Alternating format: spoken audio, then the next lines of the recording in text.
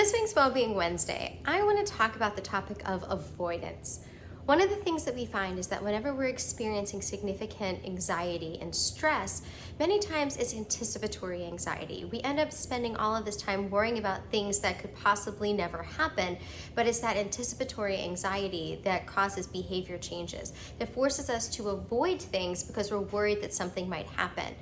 The example that we typically will talk about is the fact that, say you go to the ocean and you put your feet in the ocean and it feels really cold, and then you step right out of the ocean and the wind blows and it feels cold. Next time you put your feet in the ocean again, it's still gonna feel as cold or colder. However, if you leave your feet in the ocean for a few minutes, it'll start to feel warmer. It's not the fact that you boiled the ocean, but it's the fact that you started to acclimate, that you started to desensitize, and that you got to a place where you were feeling more comfortable with something that initially was less comfortable.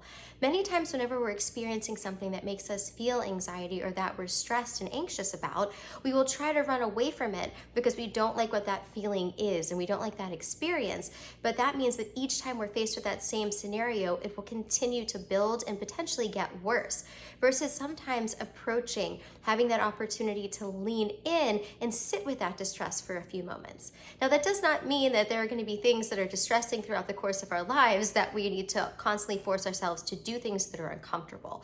But the difference is that to recognize that when we're experiencing anxiety, there are going to be times where leaning in and avoiding avoidance are going to actually improve our well-being, our psychological and emotional well-being. To give an example, yesterday I was flying and my plane was hit with a bird strike and the engine caught on fire, and there were many people on the airplane that were very, very scared to fly. Few people actually ended up renting cars because they said they didn't want to fly anymore. And by avoiding flying, just like that idea of when they say when you fall off a horse to get back on again, that for some people then that increases that anticipatory anxiety and builds the fear and the stress about the next time because we're anticipating that something bad could happen.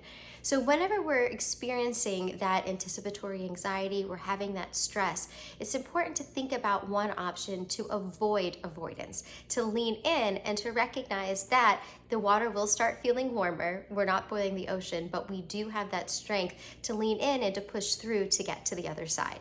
Be well.